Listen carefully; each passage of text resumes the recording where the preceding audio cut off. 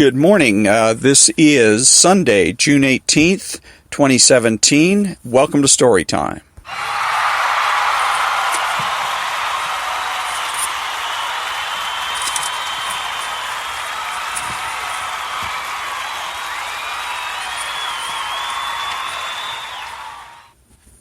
And good morning. This is Ron, and we're reading from the book called The 48 Laws of Power. And today we're covering Law 11. Learn to keep people dependent on you. To maintain your independence, you must always be needed and wanted. The more you are relied on, the more freedom you have. Make people dependent on you for their happiness and prosperity, and you have nothing to fear. Never teach them enough so they can do without you. The ultimate power is the power to get people to do as you wish, when you can do this without having to force people or hurt them. When they willingly grant you what you desire, then your power is untouchable. The best way to achieve this position is to create a relationship of dependence. The master requires your services. He is weak or unable to function without you. You have enmeshed yourself in his work so deeply that doing away with you would bring him great difficulty, or at least would mean valuable time lost in training another to replace you. Once such a relationship is established, you have the upper hand, the leverage to make the master do as you wish. It is the classic case of the man behind the throne, the servant of the king who actually controls the king. Bismarck did not have to bully either Frederick or William into doing his bidding. He simply made it clear that unless he got what he wanted, he would walk away, leaving the king to twist in the wind. Both kings soon danced to Bismarck's tune. Do not be one of the many who mistakenly believe that the ultimate form of power is independence. Power involves a relationship between people. You will always need others as allies, pawns, or even as weak masters who serve as your front. The completely independent man would live in a cabin in the woods. He would have the freedom to come and go as he pleased, but he would have no power. The best you can hope for is that others will grow so dependent on you that you enjoy a kind of reverse independence. Their need for you frees you. Louis XI, who lived from 1423 to 1483, the great Spider King of France, had a weakness for astrology. He kept a court astrologer whom he admired, until one day the man predicted that a lady of the court would die within 8 days. When the prophecy came true, Louis was terrified, thinking that either the man had murdered the woman to prove his accuracy, or that he was so versed in his science that his powers threatened Louis himself. In either case, he had to be killed.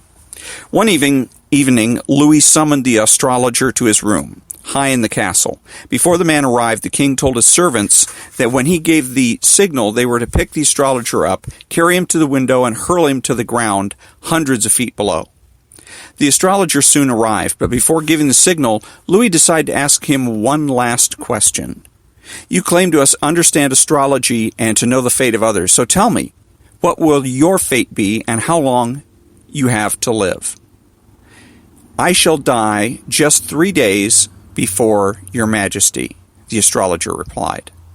The king's signal was never given. The man's life was spared. The Spider King not only protected his astrologer for as long as he was alive, he lavished him with gifts and had him tended to by the finest court doctors. The astrologer survived Louis by several years, disproving his power of prophecy, but proving his mastery of power. This is the model. Make others dependent on you. To get rid of you might spell disaster, even death, and your master dares not to tempt fate by finding out. There are many ways to obtain such a position. Foremost among them is to possess a talent and creative skill that simply cannot be replaced. During the Renaissance, the major obstacle to a painter's success was finding the right patron. Michelangelo did this better than anyone else. His patron was Pope Julius II. But he and the Pope quarreled over the building of the Pope's marble tomb, and Michelangelo left Rome in disgust. To the amazement of those in the Pope's circle, not only did the Pope not fire him, he sought him out and in his own haughty way begged the artist to stay. Michelangelo, he knew, could find another patron, but he could never find another Michelangelo. You do not have to have the talent of Michelangelo. You do have to have a skill that sets you apart from the crowd. You should create a situation in which you can always latch on to another master or patron, but your master cannot easily find another servant with your particular talent.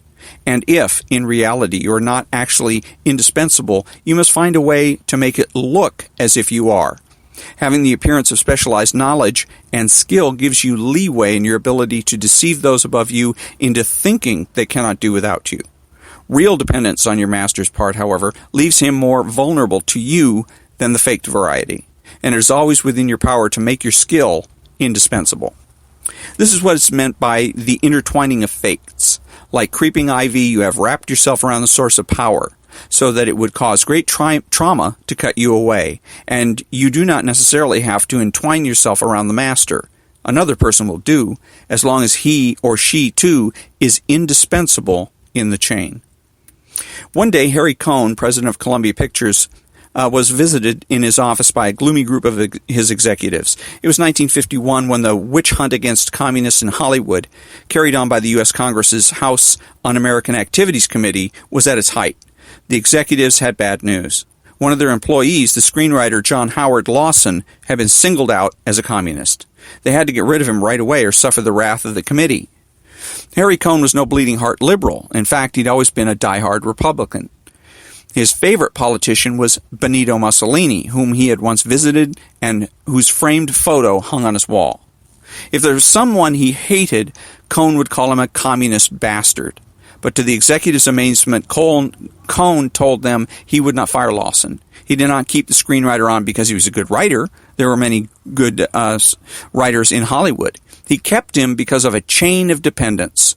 Lawson was Humphrey Bogart's writer, and Bogart was Columbia's star. If Cohn messed with Lawson, he would ruin an immensely profitable relationship. That was worth more than the terrible publicity brought to him by his defiance of the committee. Henry Kissinger managed to survive many bloodlettings that went on in the Nixon White House, not because he was the best diplomat Nixon could find. There were other fine negotiators, and not because the two men got along so well. They did not. Nor did they share their beliefs and politics. Kissinger survived because he entrenched himself in so many areas of the political structure that to do away with him would lead to chaos. Michelangelo's power was intensive, depending on one's skill, his ability as an artist. Kissinger's was extensive. He got himself involved in so many aspects and departments of the administration that his involvement became a card in his hand. It also made him many allies. If you can arrange such a position for yourself, getting rid of you becomes dangerous. All sorts of interdependencies will unravel. Still, the intensive form of power provides more freedom than the extensive, because those who have it depend on no one in particular, or depend on no particular master or particular position of power for their security. To make others dependent on you, one route is to take the secret intelligence tactic. By knowing other people's secrets, by holding information they wouldn't want broadcast, you seal your fate with theirs. You're untouchable. Ministers of secret police have held this position throughout the ages. They can make or break a king, or, as in the case of J. Edgar Hoover, a president. But the role is so full of insecurities and paranoia that the power it provides almost cancels itself out. You cannot rest at ease, and what good is power if it brings you no peace? One last warning, do not imagine that your master's dependence on you will make him love you. In fact, he may resent and fear you. But as Machiavelli said, it is better to be feared than love. Fear you can control. Love, never. Depending on an emotion as subtle and changeable as love or friendship will only make you insecure. Better to have others depend on you out of fear of the consequence of losing you than out of love for your company. The weakness of making others depending on you is that you are in some measure dependent on them. But trying to move beyond that point means getting rid of those above you. It means standing alone, depending on no one, such as the monopolistic drive of a J.P. Morgan or a John D. Rockefeller, to drive out all competitors, to be in complete control. If you can corner the market, so much the better. No such independence comes without a price. You are forced to isolate yourself. Monopolies often turn inward and destroy themselves from the internal pressure. They also stir up powerful resentment, making their enemies bound together to fight them. The drive for complete control is often ruinous and fruitless. Interdependence remains the law. Independence is a rare and often fatal exception.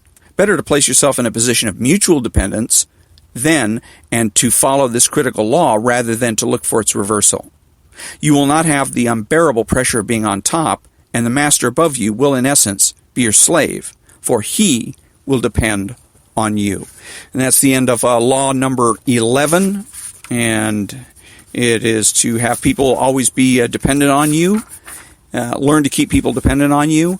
And again, it's there is certain applications to everyday life. Usually, this is one that you see in the workplace where you may have, and usually it seems in administrative positions like secretaries and whatnot secretaries that have all the information to help the executive when they're traveling, that knows which rental car companies to contact and how to book hotel rooms and book flights, and have all other kinds of interesting knowledge that they don't share with anyone else. So again, if you fire this person and bring in a replacement, the replacement then has to start from scratch, and the executive ends up in a very awkward position.